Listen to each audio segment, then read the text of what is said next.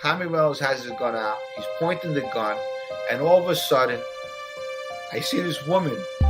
They say it's on every single station. They're saying that Daddy died. He said there was an accident and your father is no longer with us. In real life, I'm not like that. And the Mario test was disgusting. One night I jumped out of a car doing 60 miles an hour because I was addicted. Salute, Mob Tube.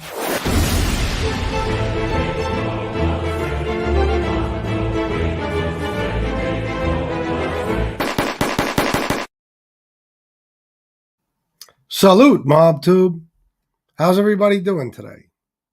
Let me see who we got. Not many people. The addiction and recovery shows. You know me. I'm scatterbrained. I'm all over the place. At first, I was doing them Tuesday and Thursday. Then I moved it to Wednesday and Friday. That didn't last real long. Then this week, I planned on doing it Wednesday and Friday. But there's a lot of negativity going on right now. And I'm going to address that negativity later. A lot of bad things being said. A lot of threats being made. So my first instinct was to do a show where I just tear a coward to pieces and make it very clear that his threats mean nothing to me. Then I thought about it and I said, why not do something positive while everybody else is doing negative? So rather than that show, I'm doing this today. Tonight, I'll get to the other thing. That's the way I see it. I think that's the best bet. You know, when I sit back and think about these shows, I have to remember that these shows do help people. I've been told that by the people themselves. So I have to do as many of these as possible, and I'm going to get better at it. I promise you guys. Promise. Miss Can't Be Wrong, Dave, Sally, Jason Mikesell, Casey Robinson, $10. Terrific Tuesday. Thank you, bro. Jesse James, Jesse Roth.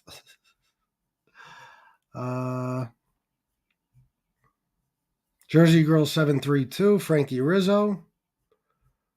Who else? Addie's mom. Let me see. Michael Hensley.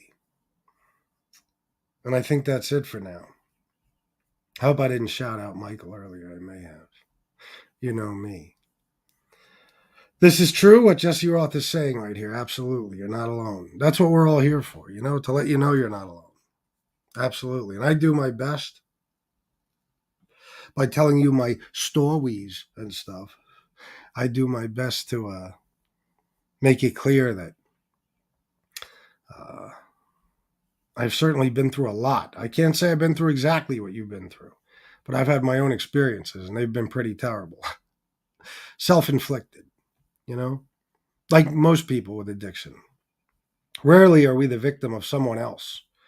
You know, we're our own worst enemy. That's what addicts are. That's what I believe.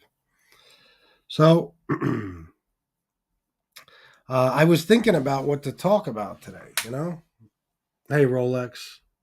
Thanks for being here, bro. I was thinking about what to talk about today. And it's so funny because anytime I'm doing anything, I have something playing in the background. Something. And the Mob Tube stuff lately, other than Gunsmoke Show and Jesse's and some Guardian of the Night videos and stuff like that, I just don't care. You know, Jimmy and Don Berlin, of course, I love those shows. But other than that, I don't listen to anything. People send me clips here and there. That's it. I don't listen to any of the negative shit. Oh, I'm lying. I do listen to Tony Pizza quite often, but not much lately. So point is, I always got to have something on. And I looked at my YouTube to see, you know, what to watch while I'm doing some stuff around the house before I do this show. And sure enough, and I'm surprised at this because I haven't watched this show in a long time. It's almost like it was meant to be.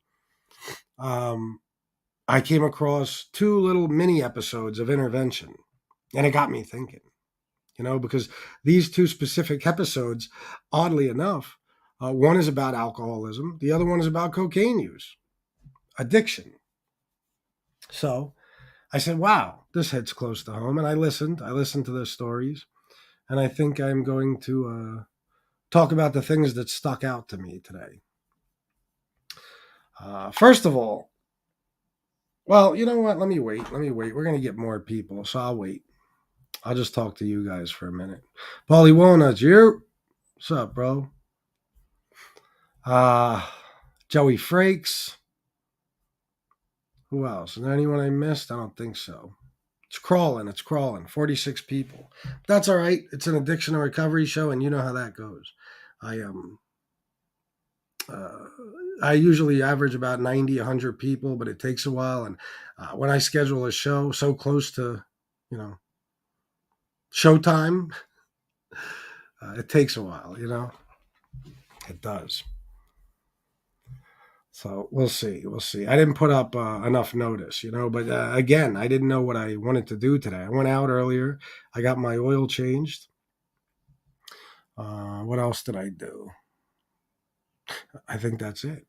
Then I came home, was doing stuff around the house, listened to those videos, and I'm ready to do an addiction and recovery show. That's facts, B. What up? Bronx, stop it, B. Bronx. Oh, shit. What do we got? Okay, well, listen. It might take a while, so I don't want to wait that long. I'm just going to get started. Both of these episodes. Now, if you guys watch Intervention, one thing you already know is that I think it's fair to say the majority of cases don't end well. They almost always end with a relapse. The person leaves rehab early. In some cases, they pass away, whether it be from some sort of liver disease or just a straight overdose. In one case, I saw one that absolutely broke my fucking heart, man. Broke my heart. There was a little boy. His father was a severe alcoholic. And this little boy loved his father so much, regardless of the fact that his father was not acting as a good dad in any way, shape, or form for quite some time. He loved his dad more than anything. You could tell his dad was his hero. Hey, John DeLong, how you doing? But, all this kid wanted was for his father to make it to one of his basketball games. That's it. His father was always wasted. He never made it. That's what this kid wanted. So they finally get the guy to decide to go to rehab, or to agree, to go to rehab. And he goes. He gets out, clean and sober, appears like it's going to be a success story, He makes it to one of his child's basketball games, and he dies not long after. Turned out from all the heaving and vomiting, I guess he wound up with esophageal cancer, I believe? Cancer of the esophagus. Sad story. So again, that's something that was brought on by his alcoholism, because anybody who's been a severe alcoholic knows that you do a lot of heaving, a lot of vomiting, but even worse, I would say, is the heaving. I know this sounds disgusting, but guys, I'm going to tell you straight up. I mean, that is a major part of alcohol withdrawal. First of all, you can't eat. Okay? You have no desire to. And even if you could eat, you're going to throw it up. But your body is in vomit mode. No matter what, whether you've eaten or not, it does not matter. So whether you've eaten or not, you're going to heave like you're throwing up, but there's nothing there. Sometimes it'll be bile. Sometimes it'll be absolutely nothing, and you'll just heave, and you could actually feel the stress on your esophagus. You could feel it. It starts to hurt, and I went through it.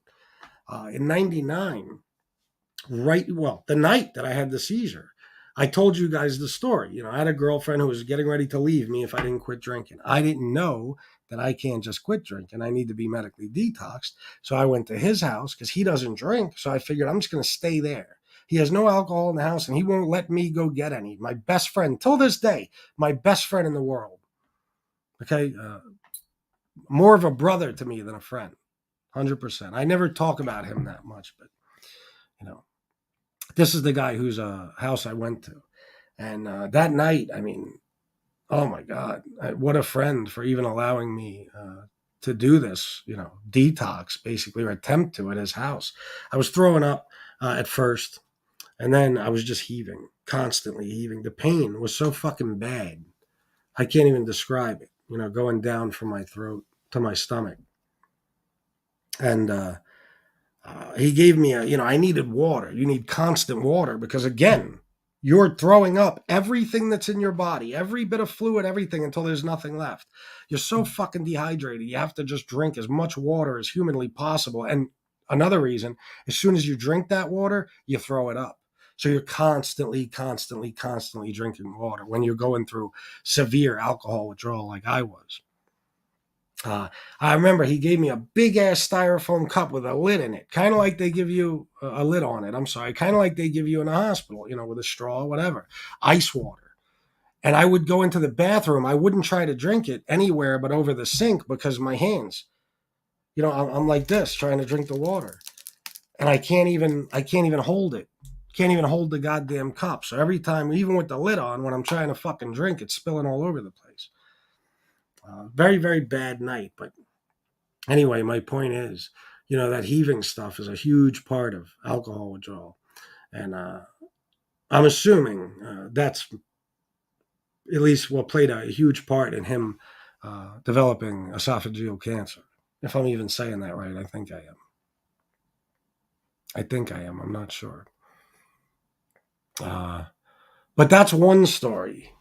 Now I'm going to talk about more in a second. Let me see something. Yes, he later died, Miss Camp. You're wrong. Very sad story.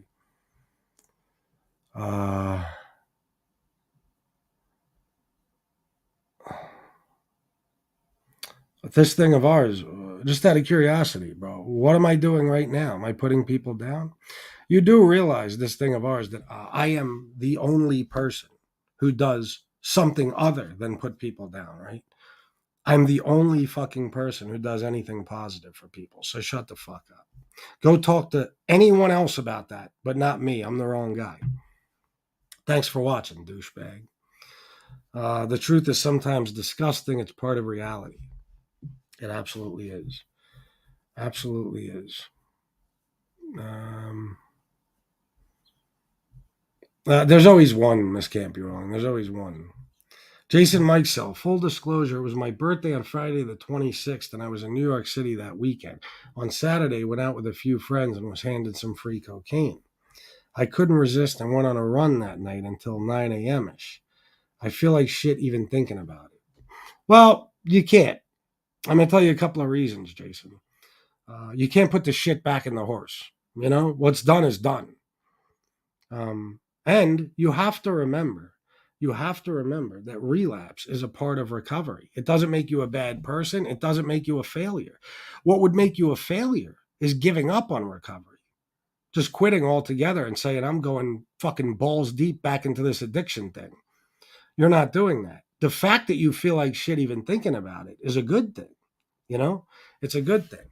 Although you shouldn't beat yourself up, you should acknowledge the fact that you made a mistake and that you're going to work every day not to make that mistake again. But if you do, it's okay because it's part of recovery. Most people, I don't know the statistics, but most people probably relapse numerous times before they finally stay clean and sober.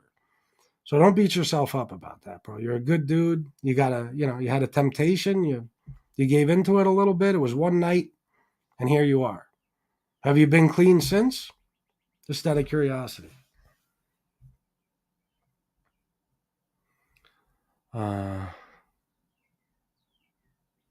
Miss Cameron, do you know who that was specifically? Because I have an idea. Let me see some. Nothing like being clean and sober and living good. Nothing like it. Nothing like it. I often talk about, the things like the good things in my life, but also about, I guess you could say the things and people who saved my life. Shanna saved my life, without a doubt. But without sobriety, I would not have Shanna, I would not have Shanna. And without Shanna, I wouldn't have happiness. That's the way I see it. Also, everything else I have. Without my sobriety, I would not have this channel. I would not be making the money I'm making. I would not probably have the things that I have. And I certainly would not be happy. I probably, to be honest, wouldn't be alive. So, it is, bro. Mark Giglio. There's nothing like it, bro. It's fucking fantastic. And you got to practice gratitude, like I said. Practice gratitude. Be grateful for everything you have. If you have a shitty car, be grateful that that car gets you from point A to point B. Forget how it looks. Forget if the interior's fucked up, the exterior's fucked up. Forget if you're embarrassed to drive it. Does it get you from point A to point B? If so, be grateful for it. Don't even talk bad about that car. Because the universe has a way of showing you things. You know, you start trashing your own car, saying, I hate this car. It sucks. It's a piece of shit. Next thing you know, the fucking car breaks down permanently, you know? So you got to be grateful for everything. You got to be grateful. Jason Mike said, I know FBS, but I promised myself no more, and then I was weak that night.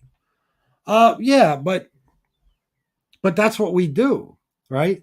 That's why they say, even though I'm not into the AA thing and all that, one day at a time. Because the worst thing we could do to ourselves is say never again. I'll never do this again. Then you add a whole other level of pressure to yourself. To have the goal of never doing it again is good. Okay, but to convince yourself you'll never do it again is not good, because none of us know what's going to happen tomorrow. I mean, God forbid, any of us could have a tragedy strike, and boom, we might go back to our old habits just to cope with that tragedy. It's just the way it is. So, like I said, don't beat yourself up, bro. Listen, you're not the only one, my friend. You are not the only one.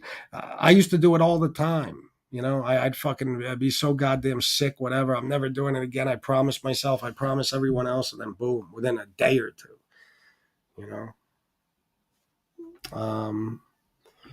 Yeah. Don't, you know what I mean? Yeah.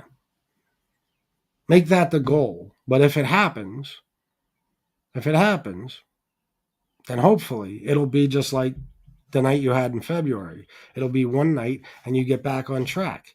And if you beat yourself up, Jason, and this is for anyone else too, if you kick the shit out of yourself every day because you relapsed, guess what's going to happen? It's going to make you relapse again, because now you're putting all this extra stress and pressure on yourself, and you're angry and you're ashamed.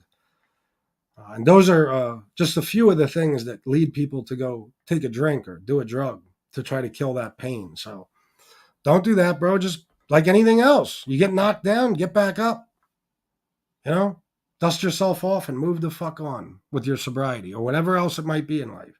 You can't stay down. That's when you should be ashamed. Okay. If you come to the point where you've said, I just can't do it, I have to be on something, and this is the way I'm going to die, then you could be ashamed of yourself. Then you're a failure. But as long as you keep trying to do right, you can't go wrong.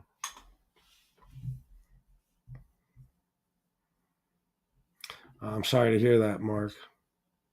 Horrible.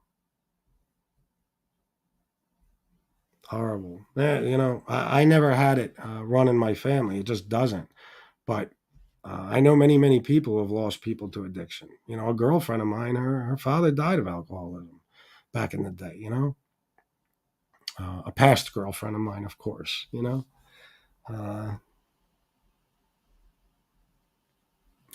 it's funny though, man. One thing I noticed is that in some cases, like I've known women like this. Well, I knew one woman in particular. Her father was a severe alcoholic, right? Her whole life, that's all she saw. And then when she got old enough to, really date. Now, I'm not talking about little crushes and little, going to the movies when you're a teenager. I'm talking about really enter into a relationship, late teens, early 20s, stuff like that. The first serious relationship she had is with a severe fucking alcoholic. I mean, one of the worst I've ever known. And I was pretty goddamn bad. Okay. This is a guy who could not do anything without drinking. I had an amazing fucking job and would drink on the job while he's driving a forklift around and using heavy machinery. He couldn't help himself. And this is the person she wound up with. But then after they broke up after so many years, she wound up with another one. Until this day, and she's around my age, all she's ever been with are severe alcoholics. Now, that makes me ask a question. I don't want to be a dick. There's girls with daddy issues and stuff like that. But what makes her drawn to that? Because you would think you would run from it. Anybody with alcoholism, anybody who's a drunk, you would just fucking get as far away as you could. But she seemed to gravitate towards it. So that's something psychological too that I've never been able to figure out. Jason Mikesell, this is why I love this show, FBS. Truer words about recovery were never spoken. Thank you, Jason. Thank you.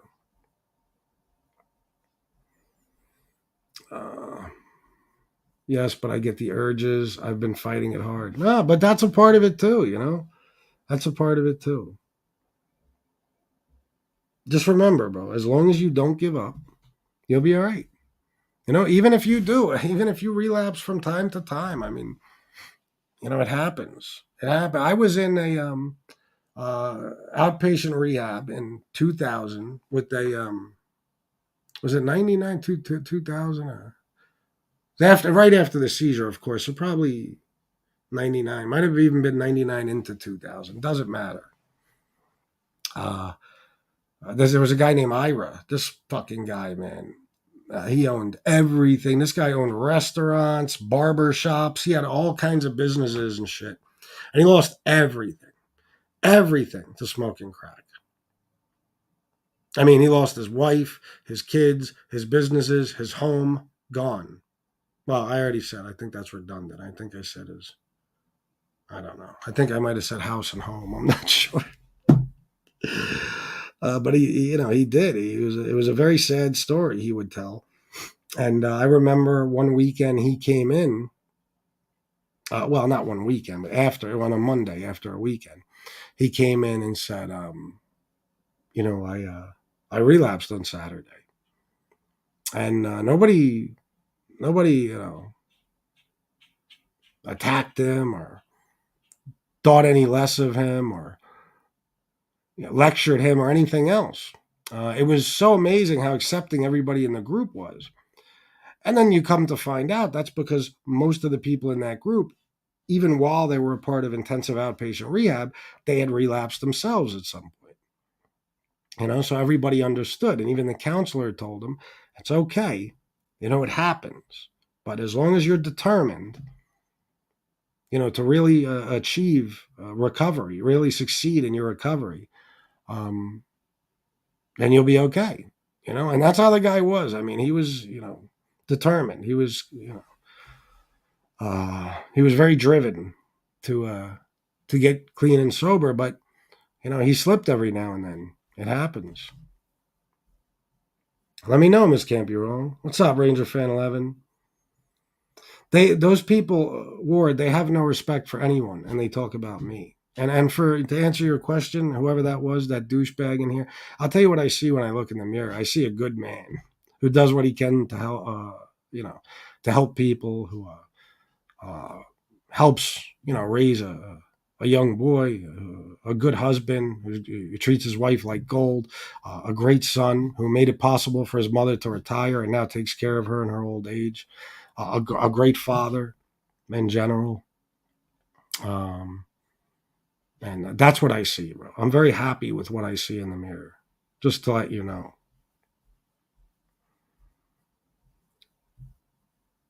I'm glad I stopped doing heroin before the fentanyl got into everything. I don't even know if just plain old-fashioned heroin is available anymore. Well, I'll tell you what. I said this to Shanna one night. Even if for whatever reason I decided to relapse, because with me, anytime I did, it was a decision. It wasn't like, like you, Jason, where you were tempted. It was right there in front of you and you gave in. I would actually decide, like, okay, I've been sober a year. Tomorrow I'm getting fucked up.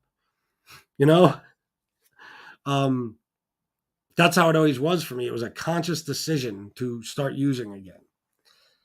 But these days, I don't think I could, because you got to be terrified. I mean, the fucking fentanyl pops up in cocaine all the time.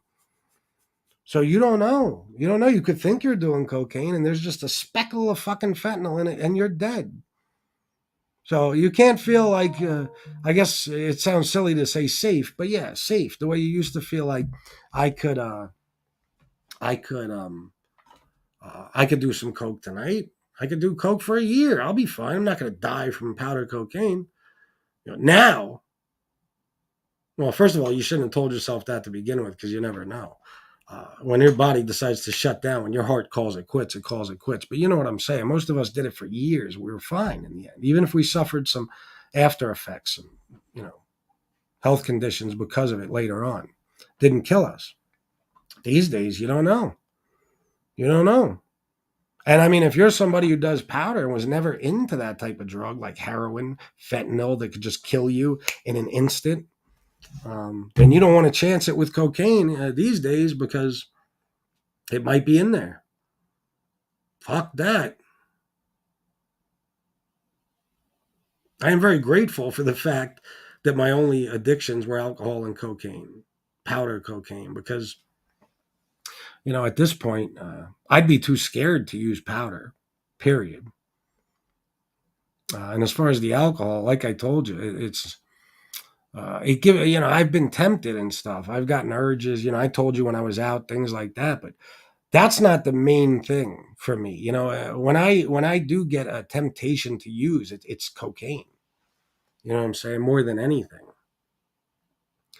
But there's no fucking way. I wouldn't even trust it. I couldn't. I would have to know, okay, this could seriously be like, if you do a line right now, this could be it. You could be dead. Shannon don't have a husband. Your stepkids don't have a stepfather. Your daughter doesn't have a father. Your mother doesn't have a son.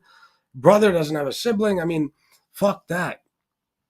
You got to be suicidal these days to do that.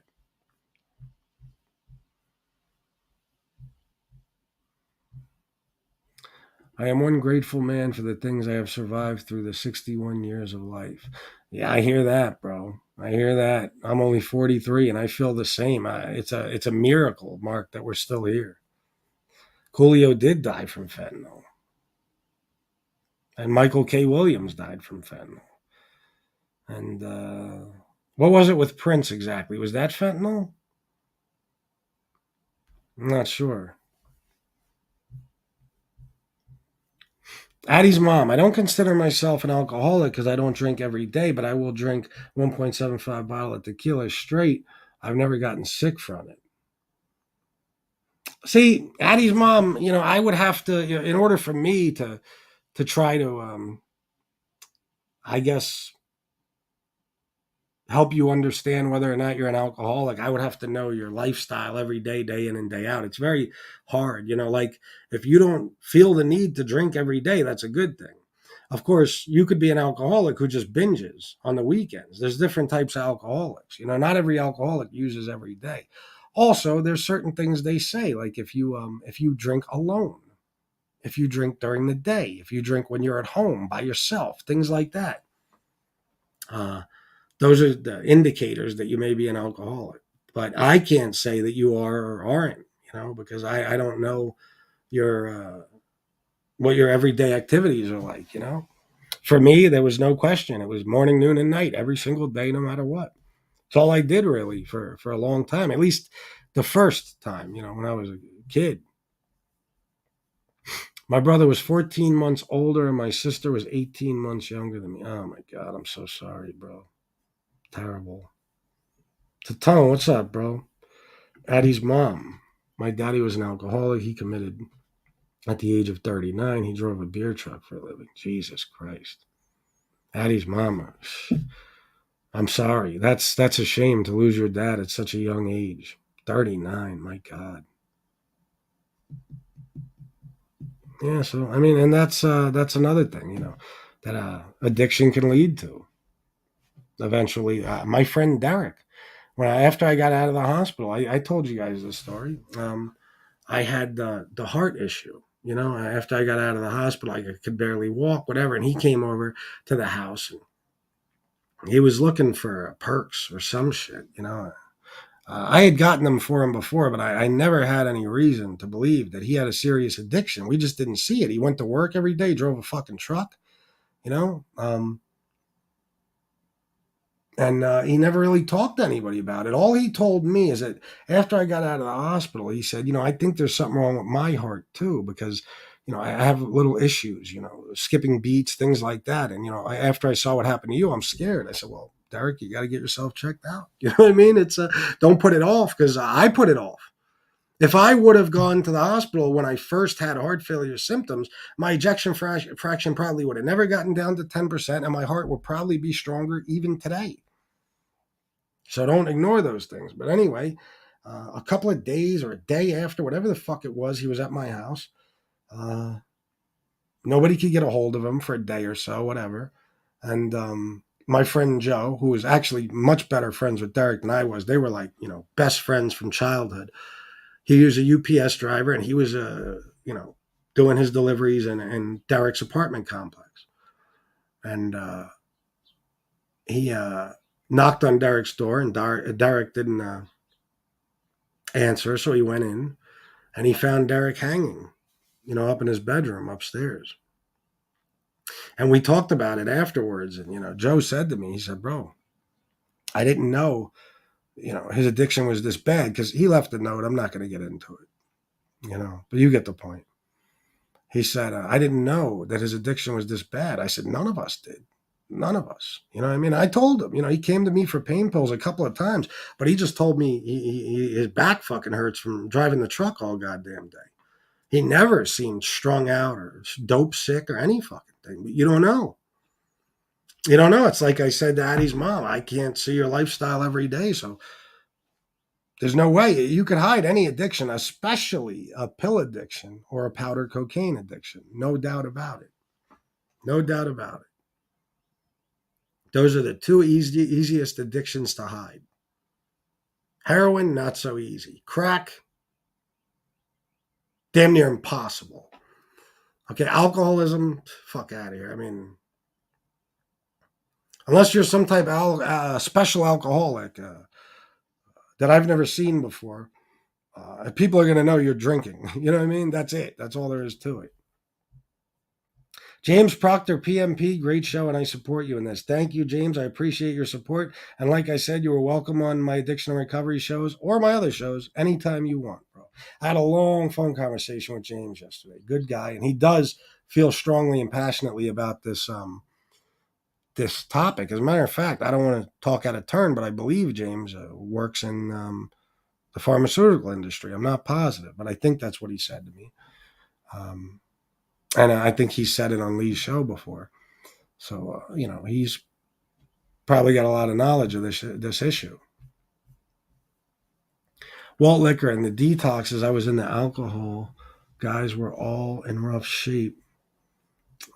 Days and days in bed, along with the Xanax people, too. And detoxes, I was in the alcohol guy. Yeah. I'll tell you why they were in bed. I don't know if you were ever an alcoholic, Walt. The only reason somebody detoxing would be in bed, and that is quite often the case, is because they're sedated, highly sedated. You know what I'm saying? Like I told you, when I went in the psych ward, Jesus fuck, they filled me with Valium constantly. They actually had a standing order. I was allowed to go to the window at any time, as long as I wasn't going too crazy, and I could say, I need more Valium. My heart's out of control. They would check my blood pressure and shit. And if it was, boom, they'd give me more. And sometimes they didn't even check anything. But a couple of times I got greedy. And they were like, okay, you just got 10 milligrams 5 fucking minutes ago, Chris, come on. I'm like, all right. But yeah, all you can do is be in bed because you're knocked the fuck out.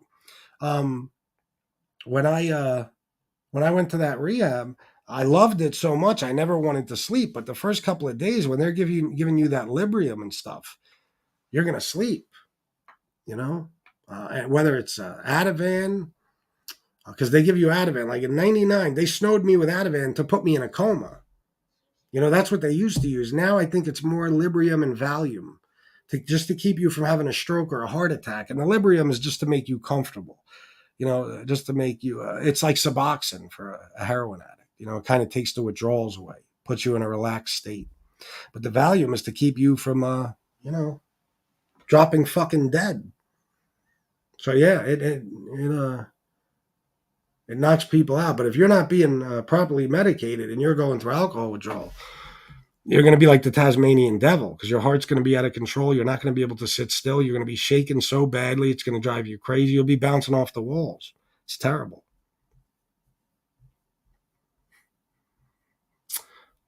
Mark Giglio, when someone relapses, you embrace them and let them know it's one day at a time. Exactly. That's why, like, I don't judge Jason for, as a matter of fact, I'm proud of him for coming in here and saying that. Thank you, Jason.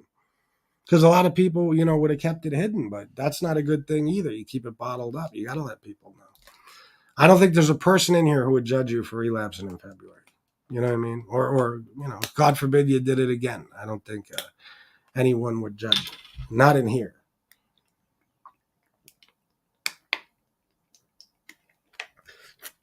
It comes with the territory, It comes with recovery. Jason Mike said, LOL, I've done that too, but deciding to go on a run for me means game over. Next 3 weeks, I'm on several benders, doing it daily. It's a very slippery slope for me. Yeah, that's not good. You got to be very, very careful then, and like I said, be grateful for the fact that your last relapse only lasted you a night. At this stage of my life, deciding to relapse for me is life-threatening. Oh, yeah, bro. Same for me. That's another reason people don't understand. Like, when these people say he's on cocaine and stuff, you would see an entirely different person if you saw me at all. First of all, I'd have to be drinking. There's no just doing cocaine. And not with the heart I fucking have. First of all, it might kill me. If it doesn't kill me, my heart's going to be out of fucking control. I'm going to be geeking out like a motherfucker. And I have to drink to calm myself down. So you wouldn't see me on here just coked up. No such thing for FBS. No. There was a time when I could do that. No. Well, I would have to drink. I told you that last day in that fucking hotel, I was so desperate to get some cocaine in me that I was drinking anything I could find in the room. The old, little bits of beer at the bottom of a fucking can, any little glass or cup with alcohol in it. You know what I mean? Just so I could get my the withdrawal under control, get my heart slowed down, and make it possible for me to do some more cocaine before I went to rehab.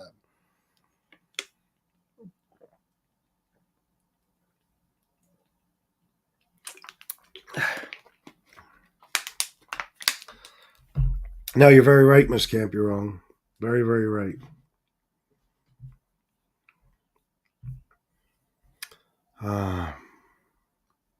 Oh, yeah, it certainly does. That's what I always did.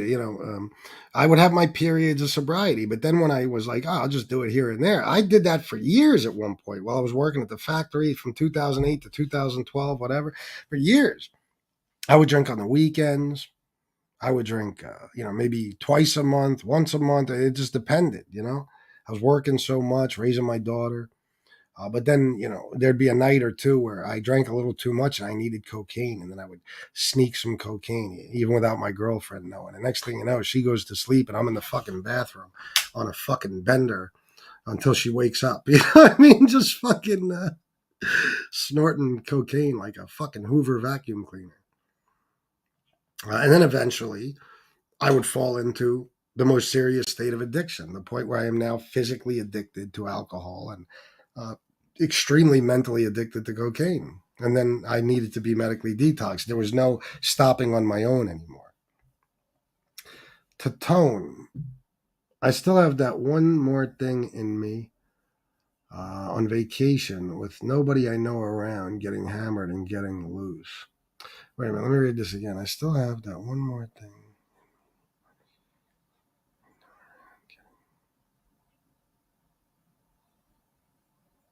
I'm not sure if I understand what you mean. I think you mean that one thing in you, like when you're on vacation, that's what you like to do. I'm not sure. I don't understand that exactly, Tatone. I'm sorry.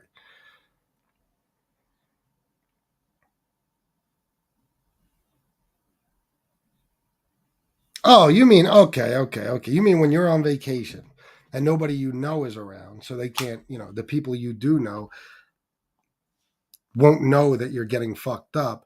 You get hammered and get let loose. And yeah. Oh, of course. Yeah. When you're just around strangers and they don't even know you're an alcoholic, and the people who are worried about you and pressuring you to stop drinking or doing drugs aren't around. Oh my God. Yeah, it's like when the cat's away, you know? The Sit Down, a Crime History podcast. Thanks for the continued work on this. I am going to Kensington to do some interviews. I'd love for you to come. Oh, bro, I'm down. I don't worry about Kensington. Yeah, let me know, bro.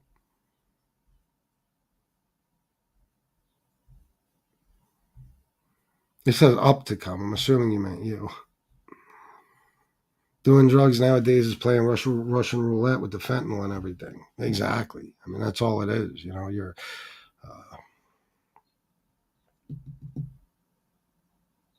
taking a chance that could cost you your life. You know, the ultimate fucking, I guess, consequence, whatever, could come from that. You know, you wind up dead. Anthony Santoro, I was just having this convo with my wife. I tried stuff like that as a teen, and now that I have a kid, I am petrified of the modern drugs like fentanyl. You gotta be, bro. You know, when you were Anthony Santoro, I don't know your age, but even me as a teen, you know, even in my 20s and stuff, I mean, you did cocaine, and there was people who did heroin, but, you know, that was more of an underground thing even back then, you know, the 20s, in my 20s, you know, so you're talking about the 2000s, even the 90s, like I said, heroin, I wasn't around people who did heroin. All my friends did powder. I did have a couple of friends who smoked crack here and there, you know, one or two got severely addicted. But, you know, you could just do some cocaine. As a matter of fact, for the most part back then, you could even just do some heroin. You'd be fine. You know, it's the adulterants and all the shit they add today. And of course, the fentanyl that makes it so that people are dropping fucking dead left and right for, I don't know, the last, fucking 10, 15 years. You know, back then you could feel safe. You know what I mean? You could drop some acid, do a couple lines. You're like, I'll be fine. I'll wake up tomorrow. Now you can't guarantee yourself that. Prince had cancer, didn't he? I don't know. No, it was fentanyl. Yeah, it was fentanyl. Yeah. Thank you, Miss Campbell. Yeah. I think most of the celebrity deaths, other than the ones, you know, of obvious old age or something like cancer, they've been taking place because of fentanyl use, you know? I had a friend of mine out here who was from Brooklyn. He decided to dabble in heroin and died from fentanyl overdose. Fucking tragic, man. Only 35. Yeah. Sad. Anthony Calavito. Is there somebody else in here talking shit? Oh, Candela was on with Sofa? Oh, I don't care. I told you, I wouldn't be surprised if Tony Soflo becomes best buddies with Johnny Mac and Tony Pizza. So obviously there's something going on there. Anyway, it's enough of that. It's an addiction recovery show, as Miss Can't Be Wrong has pointed out. Yes, many do. Many do. Let's see here. Mike Fleming, what's up, bro?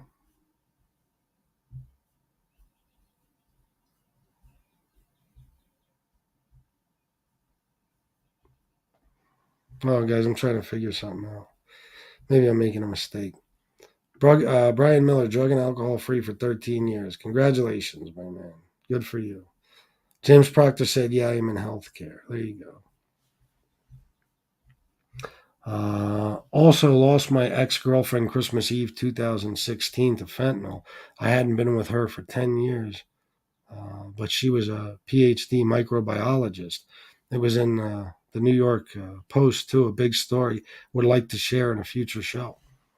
That would be, James, you could share in this show if you'd like. I'm going to drop the link in a minute. But yeah, James told me about that yesterday. So sad. I couldn't even imagine, James, because I never lost anybody like that, like a girlfriend or a wife or anything. I couldn't imagine. Oh, Jason, no problem, bro. And listen, man, reach out to me, bro. Email me. Even though I don't really use the email anymore, I try to stay away from it.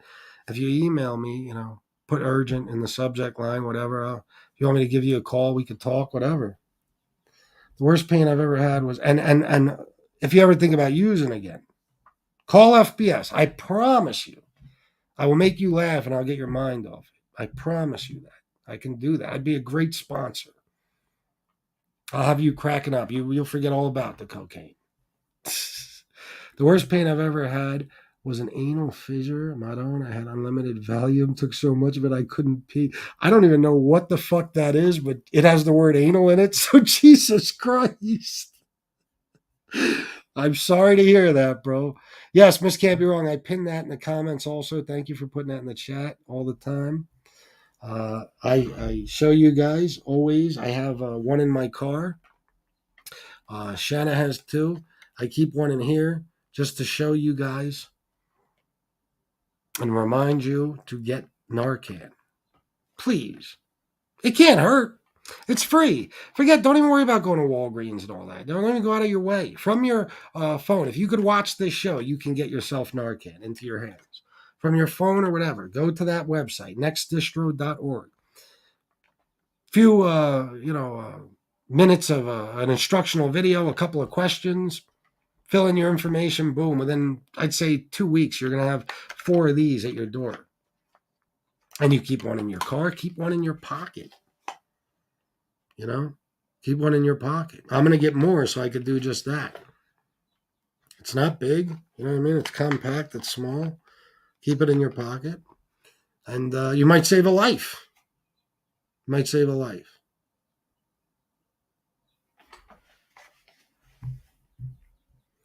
James Proctor, PMP, also had problems with drinking and haven't had a drink in over 10 years. That's commendable, bro. I give you a lot of credit, man. It's admirable. Yeah, Librium is some shit, ain't it, bro? Yeah, I heard that, Alec. I'm sorry, Albaz. It was an exhausting cycle when I tried to help her and I gave up on her and I started, all started from a bad car accident and not able to get pills anymore, went on heroin. James, it's almost exactly the same story I told about my friend Amy, except she didn't really go on heroin. She just would buy pills off the street, and when she couldn't get them, she would drink, and then she died of liver failure. She always did clean needles and had 2 Narcan with her, and it was in her hand when she died. Yeah, James told me about that yesterday. What a fucking shame, man.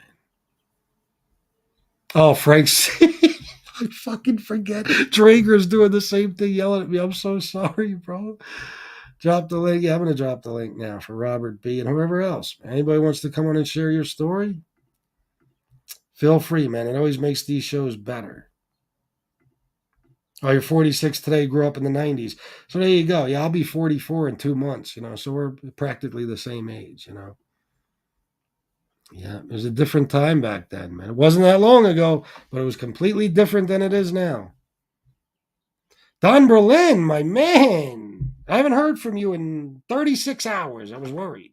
Usually I don't go that long without hearing from Don. Better late than never. Hello, folks and friends. Just got a break at work and in the car looking in on everyone en route to another facility, rolling along as opposed to rolling joints. Nice, Don Berlin. Nice. You're a man of many words, and you're a clever wordsmith. Anthony Santoro, 13th Avenue and Bath Avenue had the beeper business like Uber back then. Oh, shit. That's what's up, man.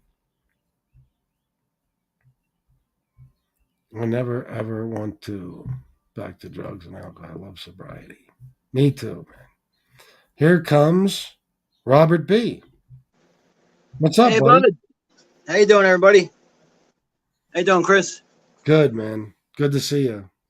Yeah, good to see you, too. Yeah, I wanted to tell Tatone, you'll know, buddy, if you do that. You go somewhere where you don't know anybody, you think it'll be great, but the guilt of doing that will give you an excuse to keep on keeping on, What are we talking about exactly? Because I still think I may have misunderstood his comment. And he was talking about going on vacation somewhere where he doesn't know anybody, get one more drunk. Yeah. So you're telling nobody will know, but you'll know. You know what I mean? Exactly. And that's even worse because it'll just eat at you, and then most likely give you an excuse to pick up more. And it's worse to me. It's worse. Like I could handle the ass kicking I'd get from the people around me. I can't handle the one I'll give myself. Waking up every morning knowing I fucked up. God, almost 4 years now. I got to start over. Clean time's all gone. I wake up, Robert B, from nightmares where I've used, and I'm ready to, I'm so fucking depressed because in the dream I relapsed, and I wake up thinking that it was real, and now I have to start my clean time all over again. Yeah. It's fucking terrifying to me. Yeah, I had those dreams a lot in the beginning. I had that waking You're up. welcome, Like Boo Boo. I'm that. sorry, go ahead. That's horrible. No, I was just relating. I had those dreams in the beginning where I was picked up again, and they were horrible nightmares. Jesus. Yeah, especially in the beginning, you have those relapse dreams constantly, man. Oh, yeah, it's horrible. But you were talking about the detox. There was a guy in detox coming off of alcohol, and I was in there, and he was the only one that we weren't allowed to, call, because you still had to go to meetings. Even in detox, you had to do like a group meeting. Yeah. And he was just, left alone because he was, that's a horrible withdrawal, alcohol. Oh man, it's the worst. And I know my dad, when he was in detox, he had that where he had shit crawling on him, and I never experienced that, but I know the it's hell. DTs. The DTs. Yeah. I had those. Matter of fact, the rehab he went to, he was to keep his mind off it. They let him paint the rehab. It was this old house. It was a rehab. It was called Riverside. It's not there anymore. When my dad went in, and he painted the whole place while he was in there. They just leave him alone, let him go, and kept his mind off it. I went through the DTs, man, and in '99 when I had that seizure, and I thought there was people in the room trying to attack me. I wound up kicking a nurse. They strapped me down. After that, I was strapped down for days until I was able to leave because I accidentally hurt a nurse. I mean, because you see shadow people, you see bugs on the walls, you feel like they're crawling on you. There's a movie from the 50s, I believe, called The Lost Weekend. Watch that movie. You'll see a perfect, I guess you could say, not example, there's description, whatever, of what it's like. You know what I mean? The delirium tremors, what they're really like and what you go through and stuff. It's a perfect portrayal, I should say, of it. It's terrifying, man. It's terrifying. Yeah. People commit suicide because of it. I couldn't imagine. I mean, I was just lucky because I had switched addictions. Because I drank always until I started with the pills, and then I just went from I never drank hardly ever again after I started with the opiates. That's funny. Why is it, Robert, that people lose all desire to drink once they start doing opiates? Because I've never met an opiate addict and an alcoholic, really. That in the same person. I never really met that. Why is that? I have no idea, but it was I just started drinking iced tea all the time, and because I had my pills, I didn't miss the alcohol or nothing. I don't know why that is, but I switched it. I mean, when I was drinking, I did everything, Coke and whatever anybody handed me. But once I started with the pills, I just stopped drinking. It just happened. I mean, I didn't plan it or anything, It just happened. One addiction for another. Yeah. It was crazy. So I'm kind of grateful I didn't have to go through that withdrawal, but it was still, pretty bad. But nothing like alcohol. And I think Xanax is real bad too. Oh my! What, hallucinations and shit? Yeah, like the withdrawal from that kind of thing is real bad too. There was a girl in rehab that was crying constantly. Oh my God. It's it's the closest thing to alcohol withdrawal there is. It's the only other withdrawal that will kill you. And you get the same type of symptom. Yeah, you get the same type of withdrawal symptoms that you get from alcohol. The sweats, the shaking, the tremors, the fucking hallucinations, the fucking pounding fucking headaches, the body aches. Oh, Robert B. I remember I was taking Xanax for a while.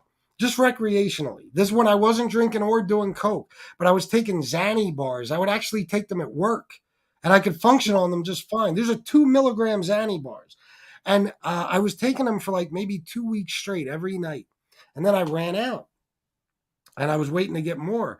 And for about 3 or 4 days until I got more, I would actually have to have my supervisor massage my shoulders. I'd have to rub my back up against poles, whatever, just to rub, because your fucking muscles ache. You're so stiff, and like it's like you got. I would go to the mall every fucking day. I would go to the mall when I wake up, and I would put a couple bucks in one of those massage chairs and Yeah, just sit. Because the muscle aches are so fucking bad that you gotta that's almost be crazy. having a constant massage just so you're not in pain. And that's I could never mild imagine withdrawal. that. I could never imagine doing Xanax just recreationally. I mean, I took Xanax once and I passed out. You know what I mean?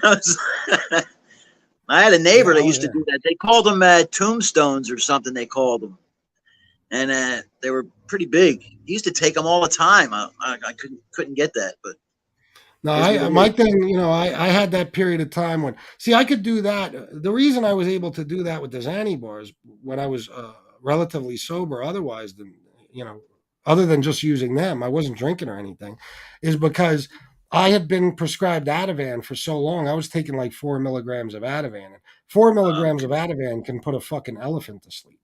You know what I'm saying? And I would take that every day and function. It was simply for anxiety and so I could, to help me sleep at night. I took that shit for years. So I could do benzos without anything. But later on, the Xanax became it was my way of slowing my heart down so I could do more and more cocaine. And what I found out the hard way is Xanax will make you hallucinate like a motherfucker. It will drive you insane, especially when you mix cocaine and alcohol with it. And holy fuck, some of the worst experiences I've ever had in my life are because of Xanax. Like I would oh my never God. in a fucking million years take another one. Never. Yeah, I got over the last year and a half, or I guess it's been about that. Somehow I developed an anxiety issue, which sucks. And Christ, the first time I had an attack, I thought I was dying. And you can't catch your breath, and I can't explain that feeling, but those who get it know. Yeah.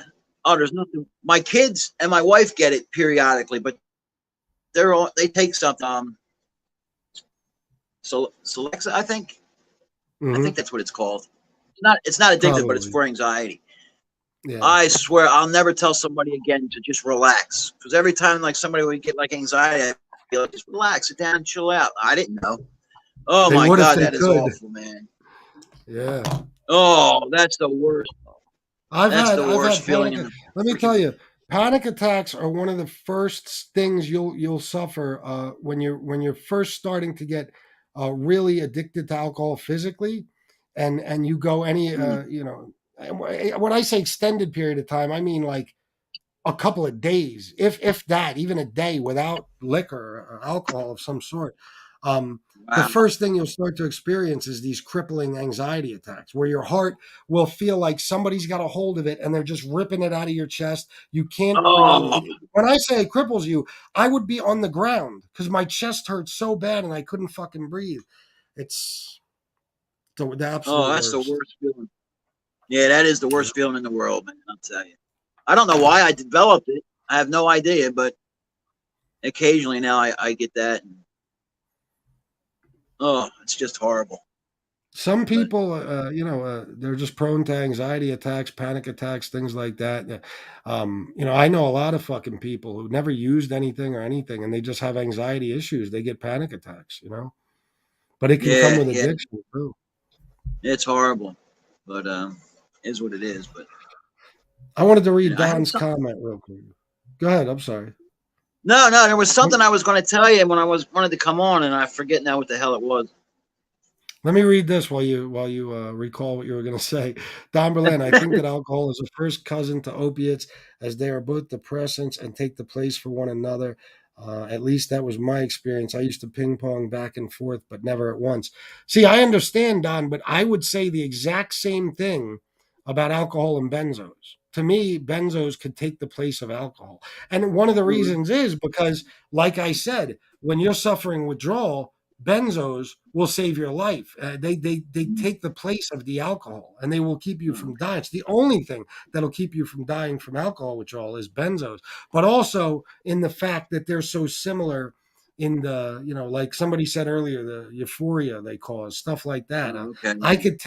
I would take, and I know this is crazy, but I would take my Klonopin or whatever and then drive around, and I would be like floating on air. I wouldn't be, like I'm drunk, like I can't function, I can't drive, whatever. But I would have Right. this feeling of relaxation over my fucking body. The same way I would if I just had a couple of drinks. Wow. Mm. Yeah, man. And Oh, that let me Librium say stuff. hi to Don since he's out there. Hi, Don. Yeah, maybe Don will hop on. Who knows? I haven't Yeah. talked to him in a day or so. So opiates I make was you I was stop doing drinking. everything except opiates. Go I had ahead, a sorry. bad car accident. Not. Oh, am I on? Yeah. No, I had a bad car accident in '91. 91, yeah. And I was still drinking then. And we got done work. I think we clocked out around lunchtime on a Friday. And we went right to the bar in Kensington, as a matter of fact, a place called Schmitty's. And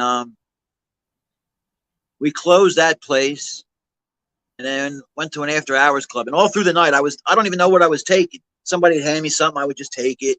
And plus we were doing coke and drinking all night. And when we left, I dropped my buddy off and I hit a light going home. I was about maybe 5 blocks from my house. And I passed out. And I had a dream I was in an accident, but it was actually happening at the time. You know what I mean? I was behind the wheel. And thank God nobody was seriously hurt. But that's a scary, scary feeling. I took out, I don't know if you remember the old phone booths on the corner. Of course. Yeah. I took out a phone booth. Thank God nobody was in it. And I woke up under a lifted Bronco. Smashed my car. Oh, it was awful. And This is in Philly? Yeah, in Philly. And then the cops came. I never got arrested or even a ticket, which was odd. The cops came, ambulance came, and then everybody left that was involved in it. It was like 3, 4 o'clock in the morning. I'm standing on the corner by myself, bleeding everywhere. I made it across the street to a phone booth. I called the girl I was engaged to at the time. She called my dad. My dad thought she said, Bob's dead. He was in a car wreck. He's fucking flipping out, panicking, and obviously everything was okay, but it was just a crazy, crazy night. I mean, all due to alcohol and whatever else I was taking that night. I don't even know. I mean, literally, people would just hand me stuff I was out with. Here, take these. Yeah, sure. Yeah, it's funny. I was just talking to Gunsmoke earlier. Oh, yeah, of course. I was talking to Gunsmoke earlier. I don't even know how we got on the topic, but I was talking about how bad my blackouts used to be. And I remember there was times where I'd wake up at home and I had no fucking idea how I got home. And I remember one time my friend told me, he called me, he said, "Where's my fucking car?" I'm like, "What?" He said, "I let you take my car home last night. You were supposed to bring it back this morning." I said, "You did?" I didn't remember what his car looked like. I had to ask him, "What does it look like? I got to find it." You know what I mean? Like, I didn't even know I had your fucking car, bro. Like, crazy, man. Crazy, ain't it? Yeah, but it's so good. It's so good to be looking back on that stuff rather than still experiencing it. You know what I mean? Thank God you made it, right? Oh my God, yeah. I mean, I think of all the things. There was a time, Robert, I was so fucking suicidal because of my addictions and everything else that I wanted to die so badly. But now I look back on that and I think about all the things I've gotten to do since that time period. And it's like, I couldn't be more grateful for the fact that, even if I die tomorrow, it's like I'm still so grateful for the last 4 years. You know what I mean? Yeah. All this shit that I've been able to see and do, the people I've been able to meet, you guys, vacations, possessions, my wife, my stepkids, all these things, taking care of my mother, all this stuff I wouldn't have been able to do if I would have really put an end to my life in that fucking hotel room. I know, it's amazing. I was always grateful that I got clean and sober when my kids were really tiny, so they never seen me like that, drink or drug or anything like that. So thank God for that. And same with you. I mean, I live here, and we got my mom staying with us. She's going through chemo right now, And so I'd taken care of my mom, and I try to do as much for her as we can. And it's pretty much the same situation as you. My daughters both still live at home, and my one daughter and my granddaughter, which is great. And Yeah, I you wouldn't trade that for the world, I bet. It's so funny to me how people can't wait to get their fucking kids out of the house. You know what I'm saying? I don't get that. If it was up to me, my kids would live with me forever. You know what I mean? Yeah, Like yeah, man, it's hard to let we have go. it's a pretty nice size house. I mean, everybody's got their room. Nobody's bumping into anybody, but it's nice having them here. You got a few bathrooms over there? Yeah, 3. Oh, there you go. Thank God for that.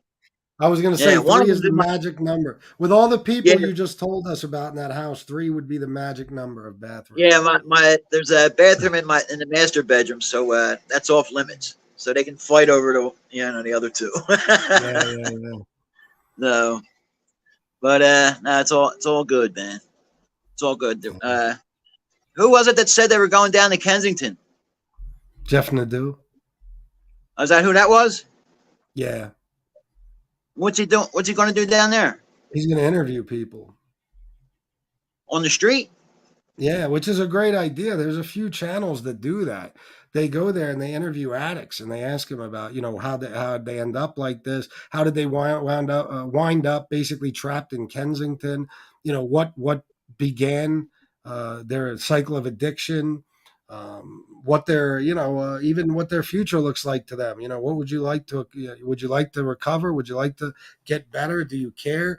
I've watched so many of these channels for days and days straight, and it's like, it's incredible to hear some of these people's stories.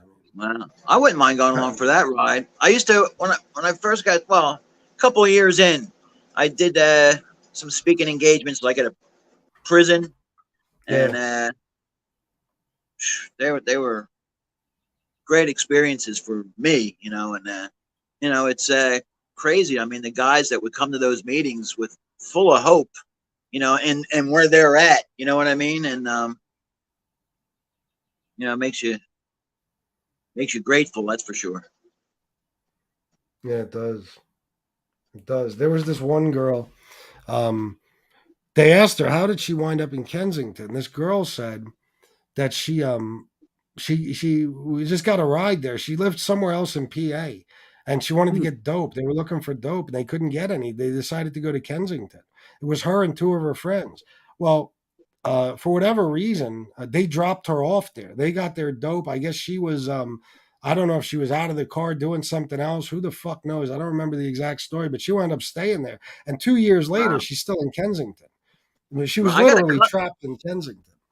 Yeah, I got a cousin down there somewhere, and I don't know what his current condition is, but I know he's down there somewhere. It's years ago, I used to hang down there a lot. Some of the guys I worked with lived down in that area, Port Richmond, and down in Kensington, and used to drink down there all the time. And of course, we would score, a couple places to go to get dope and all. But I haven't been down there, and I don't know how long it's been, but I know it's changed from what I see online. I mean, people sleeping all over the sidewalks, and it's crazy down there. It's like another world. Yeah, it's fucking nuts, man. It's hell on earth, bro. It's it's amazing that a place like that even exists. You know what I mean? But there's got to be a reason for it. There's got to be. It's part of a bigger plan or something. Why would they allow that? They could clean it up in 5 minutes if they want, but I don't get it. I don't get it. Well, I mean, I just don't get how they just allow that to take place. But my theory is this. My theory is that they don't want it in the upper class neighborhoods. They don't want it in the suburbs. They don't want it there, but it's going to take place somewhere. So they basically allowed this place to become the Mecca. Ground zero for heroin and fentanyl addiction. And they just allow it to go on there because if they chase people out of there, where are they going to go? They're going to go to the suburbs. They're going to go to upper class city neighborhoods. Where are they going to go? They don't want them around the skyscrapers and the tourist areas in Philly and shit. And it's always kind of been the place to go to cop. You know what I mean? We used to just go down there to cop. But now I remember people in the 90s. Just fucking go down there and stay there. You know what I mean? It was just crazy. I remember It's people in crazy. the 90s. That's where they would go to get their dope. Either if you live here, you go to either Kensington or Baltimore to get your dope. You know what I'm That's the saying? craziest. When I was living up in Lancaster, I had my boss partied. I ended up doing coke and drinking with the guy that was my boss at the time, and he's like, "Oh, you want to take a ride with me?" I was like, "Yeah, where you going?" He goes, "I got to re-up." And he came down here to Kensington. I couldn't believe it. I'm like, "Are you fucking kidding me? I'm going back to Philly." Crazy, I couldn't man. believe that's where he came to get his shit. Yeah. Yeah, It's you should crazy. we should all And meet he up lives up, on him, Robert, he because was a you're close lifer in to it. Kensington. He lived up there all his life, but this is where he came. I mean, in Lancaster. Yeah, yeah. Yeah, that's where a lot of people from this area go, man. But I was saying, me and you should meet up sometime. Maybe me, you, and Nadu or something. We're very close. You know what I mean? We're not far apart at all. Yeah, sure. I'm not Anytime. very. Yeah. What I part got of to Philly figure you out how in? to. I'm sorry. I'll think. I have to get on the regular computer instead of my phone and figure out my email, and I'll email you. But where in Philly do you live? It's called Somerton. It's like just outside of Ben Sale. I don't know if you're familiar with it, but Red Lion Road and Bustleton Avenue. No, I don't know if you're familiar with the area or not. no, No, no. about 15 minutes to Kensington from my house. Oh, Jesus. You know what I mean? I just go down the road, jump on the boulevard, and go right on down. But I used to live in Mayfair, which is even closer. But yeah, it's so close. Yes. It's amazing. Isn't it amazing how you could be in like a place where you live? I'm sure it's a nice area. And then Yeah, it is. 15 away, you could be in a living fucking hell on earth. Oh, it's amazing. Nothing but sickness and addiction and crime and violence and tragedy. It's like that fucking area. You know, I was watching one of those things. I was watching, like, you don't even hear about the fucking crime. They keep it all a secret. It's amazing. I was watching a couple of those interviews with these Kensington addicts, and they were talking about, yeah, like there was a mass shooting. Like 7 people just got shot on the block, Yeah, you know what I mean, in Kensington. And like nobody, they clean it up, they do whatever, and nobody talks about it. It's not in the newspapers. Nobody, all the time, there's what would be considered a mass shooting. You know, people that's pull probably up what and that's lay probably a what they're bunch of waiting people. for. They're probably waiting for them all to kill themselves. You know? Of course, they are. They absolutely are. They're there to die. You know, and the government is okay with that because, like I said, they don't want them doing it somewhere else. You know. Yeah. But it's never going to get better if they don't, take charge and clean it up. It's just going to keep. Next generation of addicts are going to come along and go down. You know what I mean? Yeah. It's sad. It really is. Yeah. I wonder how long it'll go on. I don't know. I don't think they'll ever clean it up. I wonder when exactly it started, really, because I mean, you always had like your homeless that were around down there, especially. But I don't remember ever seeing people like camped out on the sidewalk and all that kind of stuff when I went down there. But I don't know. I wonder when exactly that started, when it got like that. I don't know, man. All I know is, like I said, in the 90s, I knew people who would go there to get dope. You know, so it was always known for that. But I don't know when it got as bad as it is now, because now Yeah, it's it's fucking. bad. It's unbelievable when you watch the videos of Kensington to even believe that that's in America. You know what I mean? Yeah, It's like, holy fuck. yeah. We had Seems a impossible. after I moved back to Philly from Lancaster years ago. I had a couple friends of ours from up there came to visit us here, and I took them for a ride, and I went down there on purpose. And this guy's wife was scared shitless, man. She couldn't wait to get out of there. It was something she's only ever seen on TV. She's never been, right there to see it for herself. And that was then. I mean, it wasn't any of that going on now. Then it was just a bad neighborhood. Yeah, it's terrible. It is. Yeah. Shame. That's all right, Miss Can't Be Wrong. I can't see the chat, so I don't know. You gotta turn your phone sideways. Well, what happens then if I do it? Then I'm upside down, right? Oh, is that sideways? Oh, your screen doesn't rotate? It does if I'm watching something, but apparently not. Oh, that's odd. I don't know. I guess. That's a cheap phone. That's why. Yeah, I don't know how you'd see the comments then. Hang on. What? Sorry Nothing. about that. Boo Boo Rodriguez said, Miss Can't Be Wrong Truth. I never used heroin or needles, but coke, weed, liquor, pills, nicotine, just terrible. Yeah, if you subtract the weed, me too. Well, and the heroin, my bad. Oh, you said you never did heroin. Okay. Yeah, but coke, liquor, pills, nicotine, yep. Terrible. Absolutely. Robert, why don't you play a song for us? That cost extra. You know what I'm going to do, actually? I'm going to move on to the addiction thing. I'm sorry, the intervention episodes I was talking about. I didn't see, they were little mini episodes, but, the thing that stuck out to me about these two little mini episodes that I watched is the fucking joy that their loved one going to rehab brought to them. Like just the simple act of them going to rehab. They don't know the outcome. They don't know if it's going to work, if it's not. They don't know. But just getting to the point where they got their loved one to go to a fucking rehab, you see the whole family, happy as could be. And like I said, sometimes it turns out bad, but in these particular two episodes, it worked out. At least who knows how long they follow up with these people, but at least for the next few months after they left rehab, they were still doing good. I saw an episode though. Did you ever watch that show, Robert? No, I never seen it. There was one episode. It's very well known for anybody who's. Yeah, I think how long? It's been a pretty long time, right?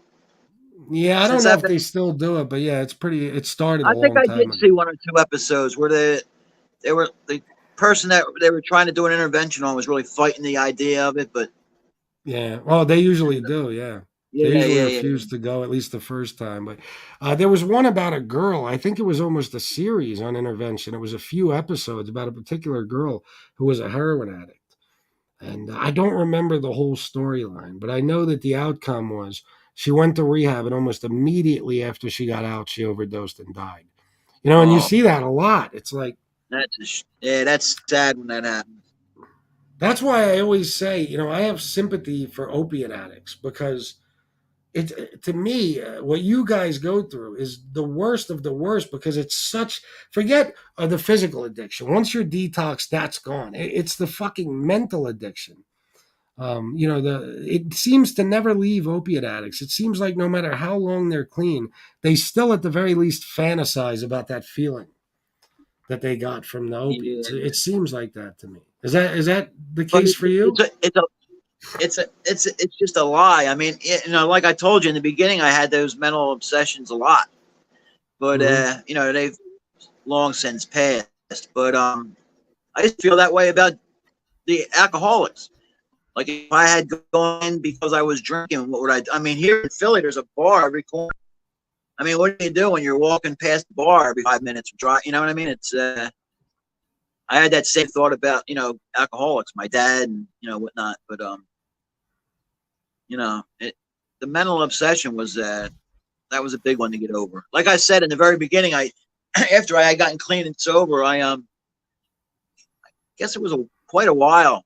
I couldn't shake the mental obsessions, and I tried that Suboxone, and it worked.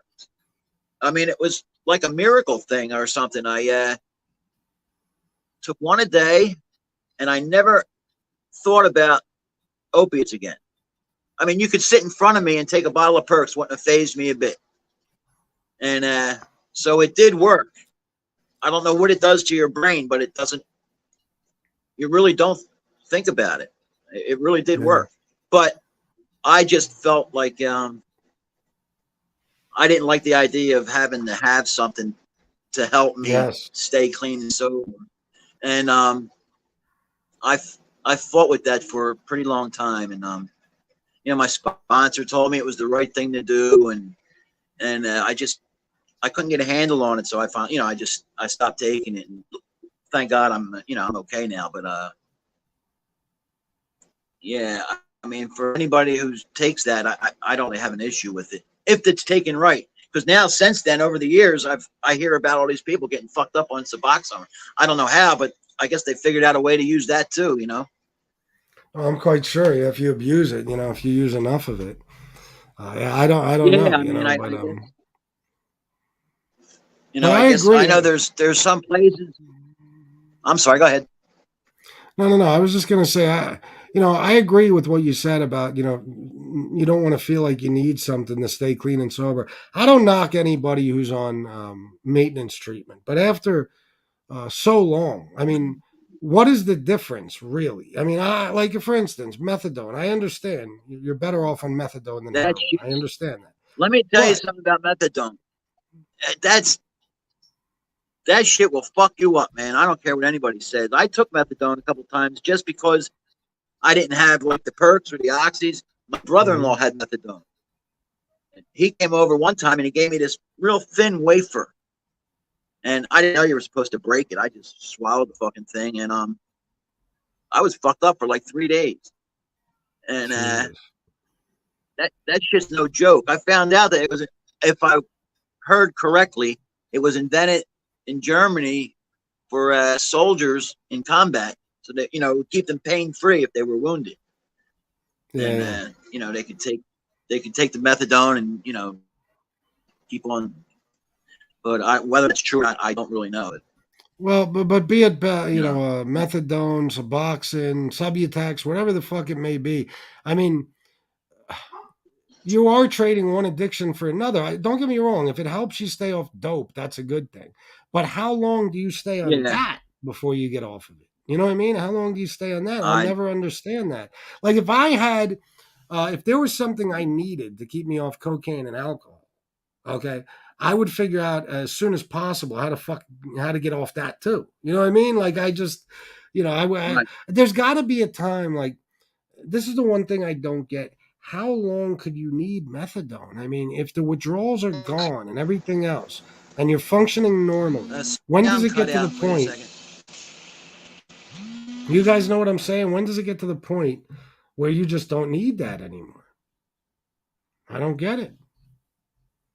I think Robert's frozen. Suboxone is strictly for addiction medicine that was fairly new. Yeah. Can you hear me? The first time I started, yep. Yeah. You're frozen, bro. I think your internet. Is it my phone? Yeah. Your internet. Wi-Fi.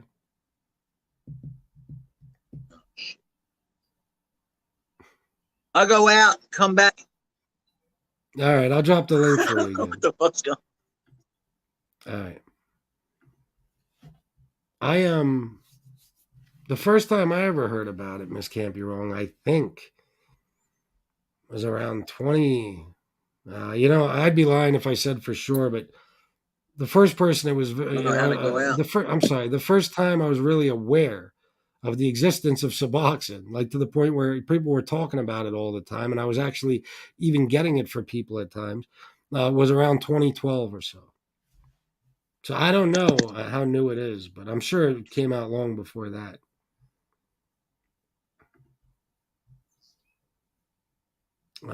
It wasn't methadone. Oh, you must be talking about something you said earlier. My apologies. I didn't read that.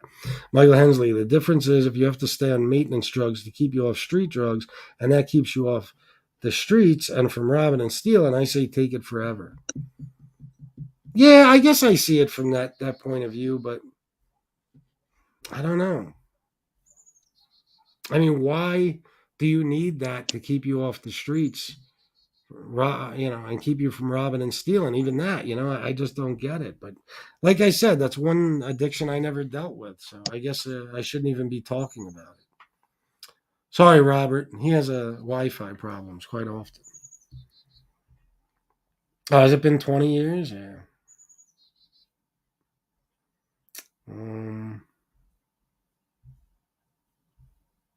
Let's see. Suboxone sucks. I tried it before. It didn't work for me.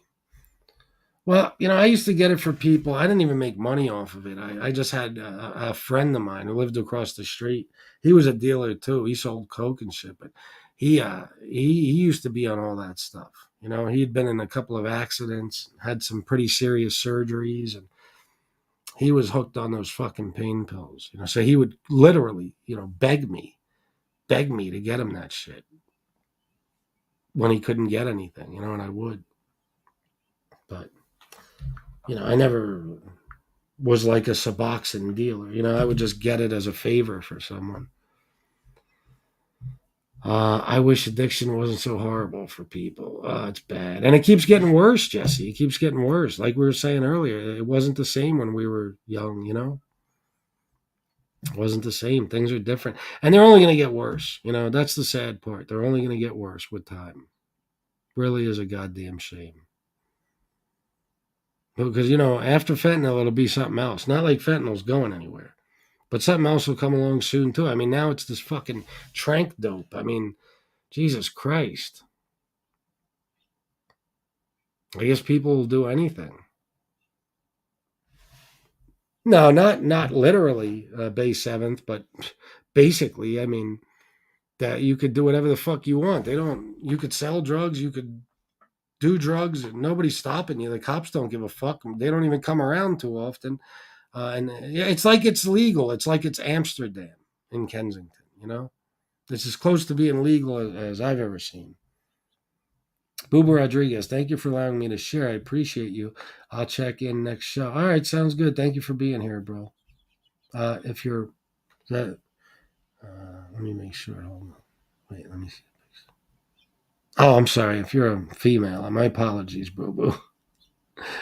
I couldn't tell by the name, and I wasn't looking at your avatar before. I don't watch.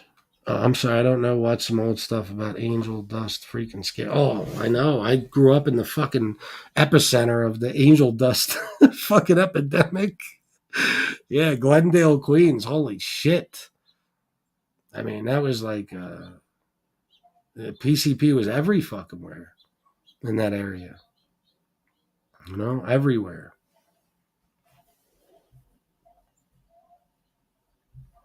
I took Suboxone to get high once. I was high for 2 days. Wow. I remember I had a friend named Sean at my job once. The guy I told you about before was severely addicted to heroin. He used to talk about that. Like he could actually get fucked up if he took enough. Yeah, that's dust, Jason Mike. So.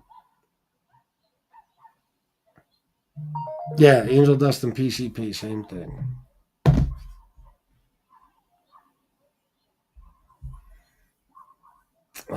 The cops are afraid of getting stabbed with needle or dealing with super strong, strung out people. They're not going to risk it. Now they have carfentanil, which is strong. Oh, yeah. Way stronger. Yep. Hey, Robert.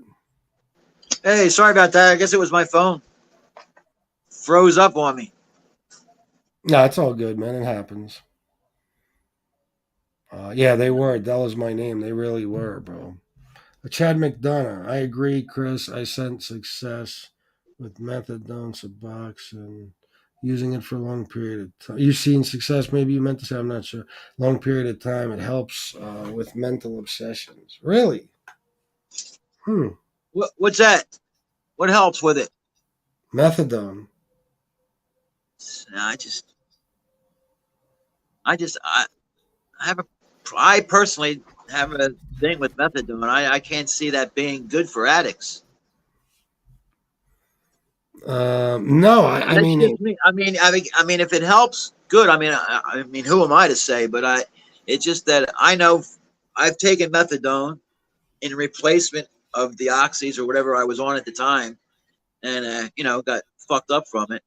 And I've taken the Suboxone the way you're supposed to take it. That didn't make me feel any different. It just worked the way it was supposed to.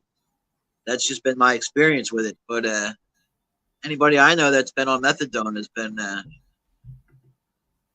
really fucked up.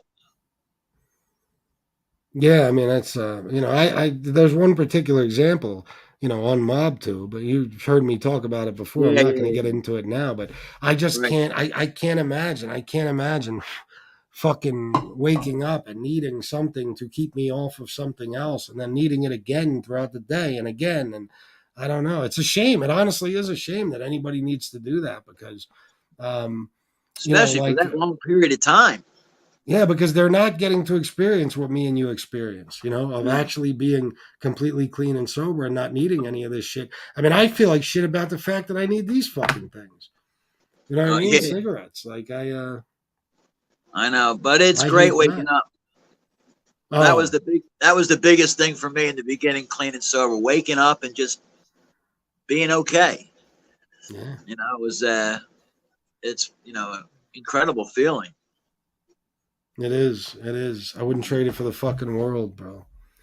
I always feel good. I could get up, shower, shave, get dressed, go out and do things. I don't have that hungover feeling, that fucking suicidal feeling of, oh my God, what have I been doing with myself?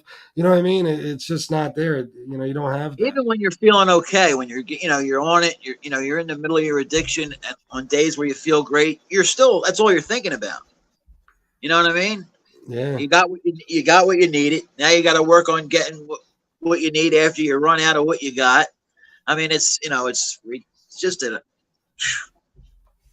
never-ending cycle of bullshit. I know.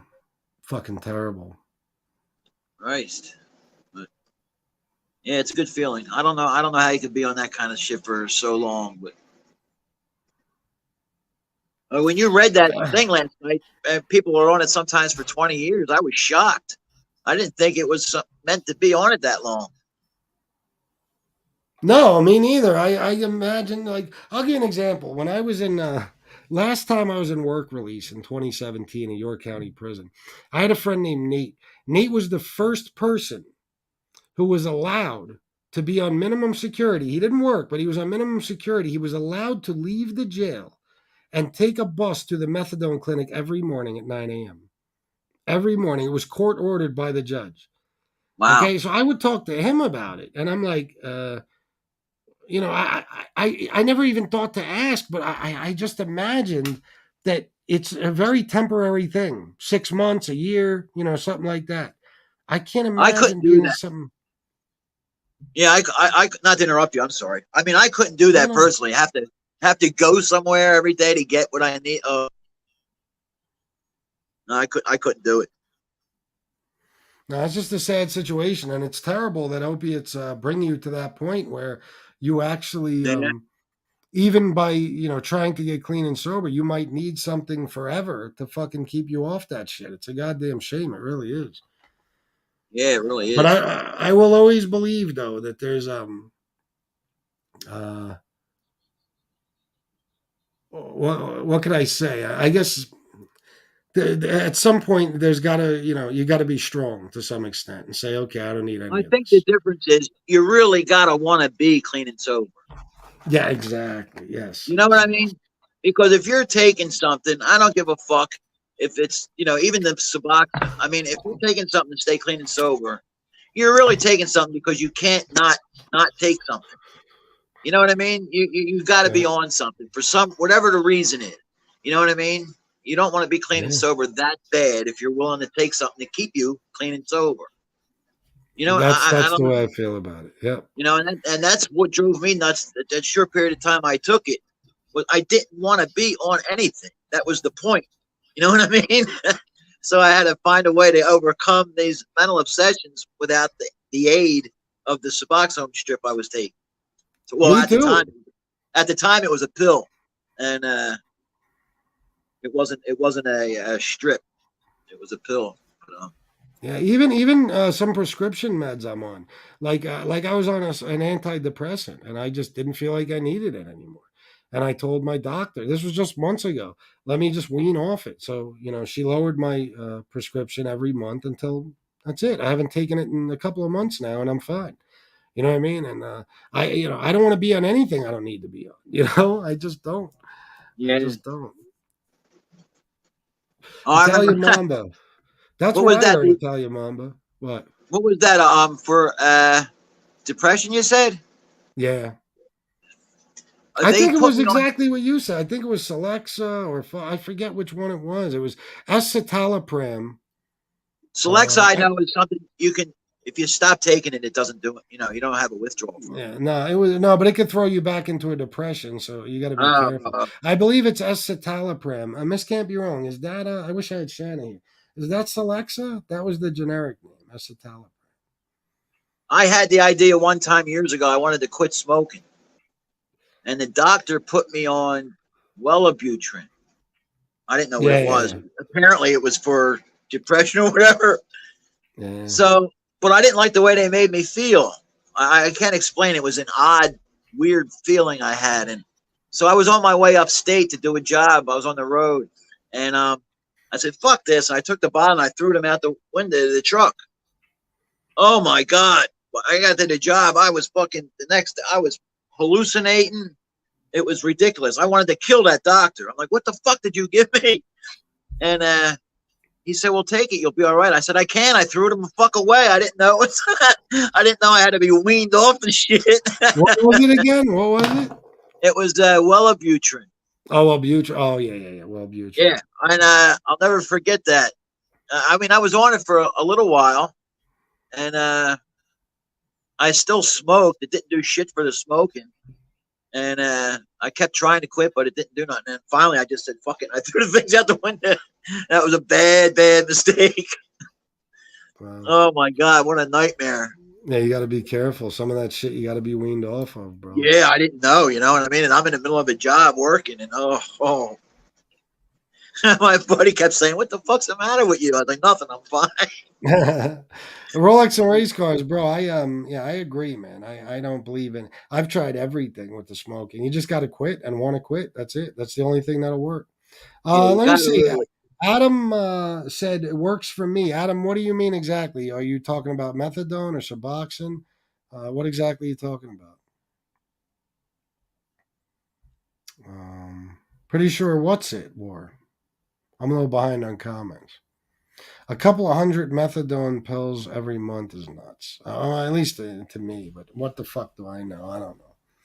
Chris, that medication you just said, escitalopram, how you feel coming off it? Like, honestly, I didn't even notice. You know, I went from 20 milligrams to 10 milligrams to 5 milligrams to nothing.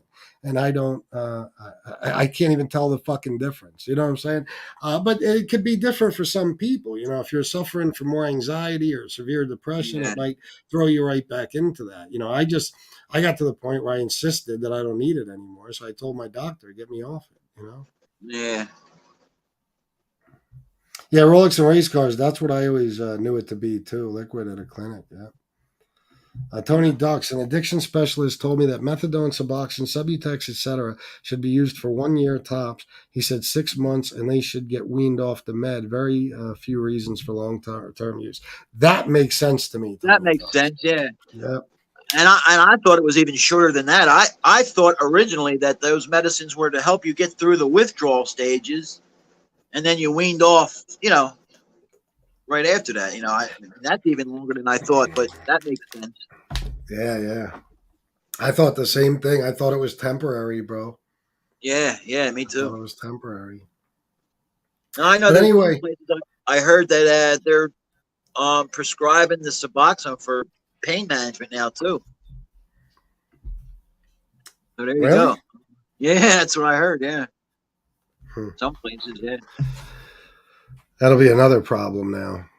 Yeah, that's what I'm saying. You know, so glad I made the decision that I did. Yeah, Isaac, listen, I agree. I'm not trying to shame anybody. I'm just saying for me.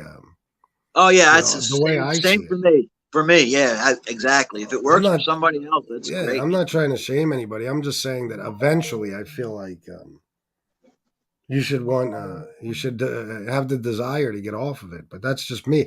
I don't look at I'm just the guy who does addiction recovery shows. I don't handle people with kid gloves and act like we're all I'm a counselor or something. I am somebody who believes in personal responsibility to an extent. Well, yeah, everybody's completely. different. It's just that it seems to me the only reason to take that is because you're having the mental obsessions. You know what I mean? Like that's what it's helping you. I can't think of any other reason it would you would want to take it. You know what I mean? Like that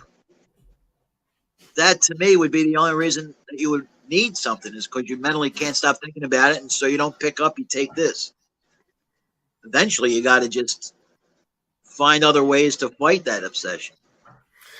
Yeah, that's that. Listen, that's what I think. But again, I'm not trying to shame anybody. That's just the way I look at it. But I've never been through it, so I don't know. I've never had an opioid addiction, so I don't know. It's really not for me to even speak about.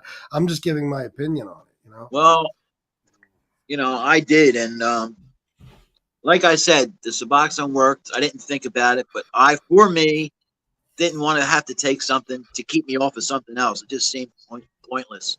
Now, of course, I wasn't spending, hundreds of dollars a day. You know what I mean? It was keeping me clean and sober, but I didn't like the idea of having to take something. That's just for me. Yeah. Dave, yeah, I mean, the withdrawal symptoms don't last years and years and years and years and years for anything. Unfortunately, addicts are getting older and are having real pain management issues. What do you give them? Suboxone, I guess. By the way, guys, speaking of hundreds of dollars, because Robert, you just said I was watching one of these episodes of Intervention. I completely forgot. The one guy was a cocaine addict, and he said he was doing a half an ounce to an ounce a day. I don't know. To an ounce. So he said between $800 and $1,500. I guess he got $100 discount for buying a whole ounce a day. I used to do a ball a day. Sometimes, maybe 5 grams, 6 grams. I could not imagine a half a fuck. You're talking about 14 grams of cocaine. I mean, that's a lot. I don't know nothing about the weights and the amounts and all that stuff. I know. When I used to buy it, I remember I used to get a 16th or an 8 ball. Saying that doesn't mean shit. I just know that it was a lot of, when I got it. So, and it lasted a while. But, well, picture the 8 ball times 4. Oh, okay. You know what I mean? That's fucking. That's a lot of fucking cocaine. Holy shit! Wow. I don't know, Jason Mikesell. I don't know, man. It was. I just watched it. Let me see if I can pull up which one it was. You can go check it out. I swear to God, this is what the dude said. Let me go to my history. Hold on. It won't let me. Oh, this is one I just want to snap. Okay, Intervention, most viewed moments. Intervention, Travis uses crack to fuel his workaholism. Funeral director turned to alcohol. Was it crack? Maybe it was crack. Jeez. Oh, crack. I guess I could see you smoking that much. It's Intervention, Travis uses crack to fuel his workaholism. That's the fucking one. Oh, that was bullshit too. That boss I was telling you about, that party that I ended up, becoming friends with up there, he smoked it. And I tried that once. But, I got high. It didn't last long. But as fast as he went through the shit doing it that way, I was like, fuck that. I was cheap. I was like, man, at least the way I do it lasts longer, Yeah. This yeah, I've known people who smoke. Obviously, I sold crack, and I could see somebody going through a half ounce of that a day, without a doubt. It's Robert B. Casey. I could see somebody going through a half ounce of that. That shit, it goes fast. Yeah, it's not the same with powder. Powder, the effect lasts longer, and everything else. You'd be nuts to even, to be doing that fucking much. But crack, yeah, it's unbelievable how much people can go through. Yeah, that went really fast. I remember that. But, thank you, Isaac. I appreciate that. Crack wears off much quicker. Yeah, they say the initial high from crack cocaine lasts about 30 seconds. Well, I guess that's what I did. When we got the coke, he, held a flame under it to, put a little water, whatever it was he did, and then a little water, a little baking. Then smoked the rock or whatever it was we did, and the high was great, but it only lasted a couple minutes, and then was seemed like that was it. I know. With crack, But all you the know, shit that we bought was like going fast. I was like, fuck that, dude. I mean, Jesus Christ. I'm convinced from what I've seen that with crack, people are addicted to many different aspects of it. The ritual of getting it, the ritual of getting your Yeah, I can whatever see that. you're using. I guess some people use glass stems, different. I knew a guy used a weed bowl, and he would put two mesh grills together. He would overlap them, and he would melt the crack all over it, and then he would get way more hits out of a rock, like a 50 rock. He'd get like twice as much out of it the way he did it. I think it's the ritual of it. I've heard people say it's the fucking taste. They're addicted to the taste of it. There's all types of things. I mean, it's crazy because it's like anything else, man. You'll never get that first high back. You'll never get that feeling of the first time you did it. You spend the rest of your addiction chasing that first high, and you'll never get it back. Yeah, the last couple of years I was using, man. I only did it to feel normal. You know what I mean? Like I had to use what I used just to function. I wasn't getting hooked up or nothing anymore. When I that went on for a couple of years. Yeah. When I the first time I did cocaine, the drip, the numbness, everything. Yeah. It was like pure ecstasy. It was beautiful. It was fun. You know what I mean? I fucking loved it. And I spent the next, I don't know how many fucking years, decades really, on and off, trying to get that back. And it's never the same again. It really isn't. You know what I mean? It really isn't. Yeah. Yeah, it's crazy. I know that I went out one night with a guy, and we went to his cousin's house, and he cut this line out on the table, and I didn't think nothing of it. I just figured it was coke, and I snorted it right up. Oh my God, it burned like a motherfucker. Here it was crank or whatever is that right? Crank. What are you talking about, meth? I guess. Crank is meth, yeah. It burned real bad when I did it. Oh, yeah, that shit'll eat your nose away, bro. Literally. I would fucking kill him because I just thought it was coke. I didn't know. I just did whatever anybody put out. Yeah, don't do that. You don't want to do that. I was like, holy shit, dude, what the fuck was that? I'm holding my face. Yeah, absolutely. It's not good, man. I had a friend do that shit he did it for 48 hours straight. He didn't sleep for days, and he was fucking picking pieces of his cartilage out of his fucking nose. It was disgusting. Ranger Fan 11, absolutely. Coke is similar. Yeah, you get, oh my God. You get a high just from copping this shit, just from being on your way to like for me, it was always to re-up. But for me, it would be exciting because it'd be like, your Connect always has different coke. You never know if it's going to be better, if it's going to be worse, but you just can't wait to fucking find out. So when I'd be going to get a couple of ounces or whatever, oh my God. Yeah. I know people who, as soon as they had cocaine in their hands, before they even did it, they had to take a shit. I don't know if it was the excitement. In The Sopranos, you hear Christopher Moltisanti talk about the smell of coke just because of how much baby laxative they put in it and stuff like that. But it wasn't just that. It was like, I think it was the excitement of it. Wow. Luckily, I never had that. But I would get fucking, you get high before you even get high just from the excitement of, trying some new shit, whatever it may be. Yeah, there's a ritual to that too, for sure. Jason Mike said, literally how I felt when I first did coke. There was a lot of high quality fish scale around NYC back in the early 2000s. Yeah, we had it around here too, bro. Yeah. Look, I'm going to jump off. That's cool because I'm going to jump off in a minute too. Yeah, I'll let you roll. So I'll figure out the email thing and I'll email you my number. All right, bro. All right, buddy. Thanks. See you later, everybody. Yep. Peace. You can kick me out, right? Yep, I got you. All right, $50-$60 of high quality coke. Crank, poor man's meth. Yep. Not shoot coke. You get high every single time you do it. Oh, you mean shooting coke? Yeah, I never did that. I never shot any fucking thing. Miss Can't Be Wrong. Crank, made in the woods. Yeah, for real. They did. But it's like I'll tell you, for me, like. I would cut coke with an isotyl powder. You know what I'm saying? And they did back in the day, and I think maybe that's what got people into that habit because they would shit when they would do coke. So, anytime later on in life, they would even get it in their hands or smell it or be around it. It's got to be psychosomatic, I'm assuming.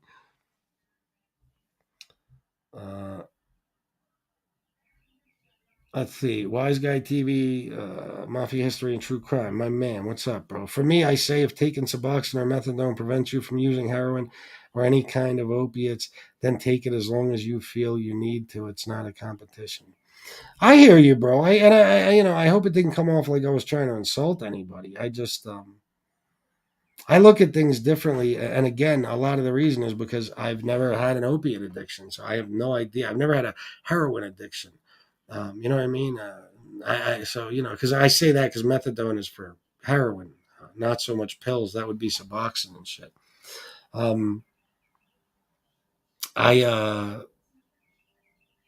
I guess I just don't understand it.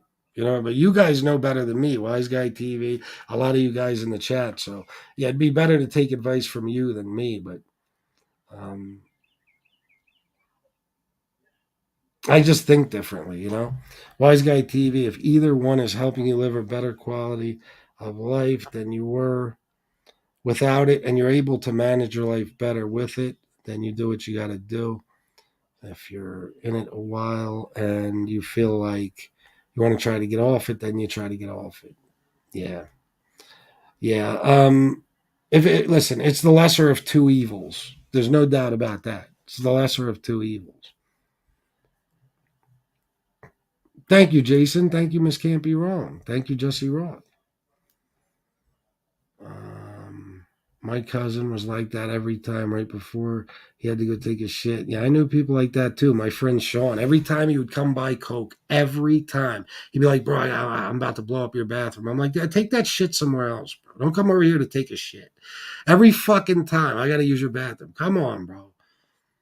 It was unbelievable. I'm like, stop it. Don't come here and shit up my fucking bathroom. I don't need that. I'm fucking OCD. I gotta fucking sanitize the whole fucking bathroom after you leave. I agree. If it's helping you stay off heroin or pills and your doctor's okay with it, then that's what you have to do. Yeah, but I just look at other things too, Tony Ducks, like the people's, I'm going to do more research on it, but it fucks up your bones. You lose your fucking teeth. It's destroying your liver. So I don't know. I mean, is it good advice? I mean, I think the good advice would be to get off everything. I know the lesser of two evils is methadone or Suboxone. I know. But methadone is killing you too. I don't know the effects of Suboxone. So I would just think the ultimate goal would be to get off of everything. I don't know. But yeah, I guess if it keeps you from being on the street, using dirty fucking needles, robbing and stealing, stuff like that, definitely better. Definitely better. What is it they do in Switzerland now? That you go to a doctor, the doctor gives you pure heroin. Isn't that what it is? It's completely unadulterated fucking heroin. And he gives you a certain dose. He shoots you up, and it's since they've started that program, the AIDS rates have dropped dramatically. The crime rates have dropped dramatically. So even that, I guess, again, like Suboxone or methadone, it's the lesser of two evils. It is.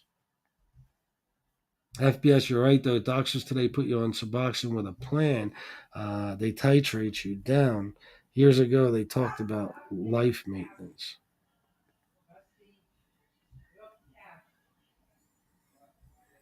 Adam, Suboxone saved my life, was dead broke with a family addicted to Oxy. Oh, shit. Well, then, it's a good thing. Hold on, guys.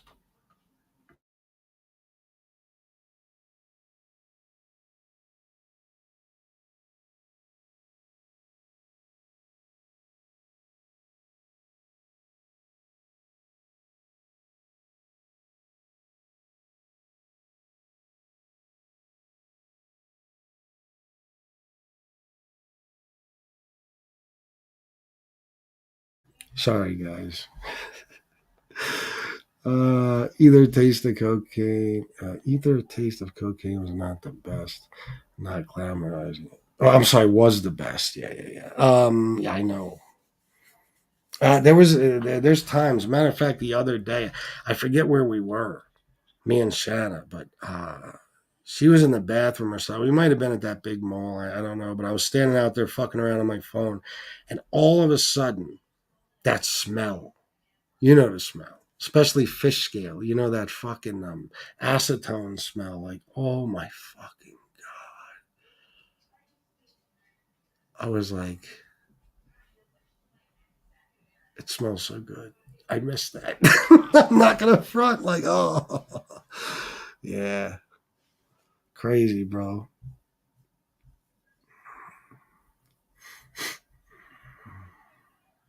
If you're talking to me, Chad, thank you. Thank you. FPS, that's how my friend knew her hubby was doing it in the bathroom. He ran. Adam, methadone is worse. I haven't had any health problems so far from subs. That's good, man. There is nothing wrong with getting the meds to help get clean, but come on, 20, 30 years down the line, then you really need help. That's what I'm saying. Thank you. For anybody who thinks I'm shaming anybody or anything, no. I understand completely. I know enough to know that you almost have to be put on some sort of, maintenance treatment, whatever they call it, to keep yourself from going right back to dope. I understand that. I just was always under the impression that it was for, like I said, 6 months, a year, maybe 2 years. I until this certain specific guy on YouTube told, I guess talked about his story, whatever. I had no fucking idea that you could be on methadone for 8 fucking years, or 10 years, or 12, or 15, or 20. I'm just learning that. You know what I mean? So it's still a little shocking to me. But like I said, I'm not a drug and alcohol counselor. I'm just a douchebag with an opinion. If I knew better, I probably would say differently. I just don't. I'm totally uneducated in the field of opiate addiction and any type of maintenance therapy. I'm just, That's why I asked you guys shit, and I listen to what you guys have to say. Whatever works for you, battle, or whatever works for your battle, but a ton of influences on the side, but stay solid and strong only one time around. Life goes quick as fuck. Hell yeah, bro. Well, that's a good thing then, Tony Ducks. No problem, bro. Brian Miller, you got it. All right, guys, I'm going to shut it down. We're 2 hours in. Well, let me see something. Wait, what happened? Oh, okay. Yeah, I'm going to bounce for now. I apologize for not putting this up earlier. Hang on. There you go. Write those numbers down. National Addiction Hotline, Suicide and Crisis Lifeline. Write them down. Keep them close by in your pocket, purse, wallet, man bag, fanny pack. If you're a kangaroo, put them in your pouch and keep them there with your Narcan, just in case. Then you have 2 life-saving things in your pocket. And that's it. Thank you guys for being here and joining in with me and participating in the chat and everything else. I love you guys. These shows are therapeutic for me as well as you. They mean a lot to me. So I appreciate you all being here. I'll be back on tonight. We'll see what happens, but I think I have an idea what's going to happen, So I'll see you guys then. I love you all. And until next time, salute.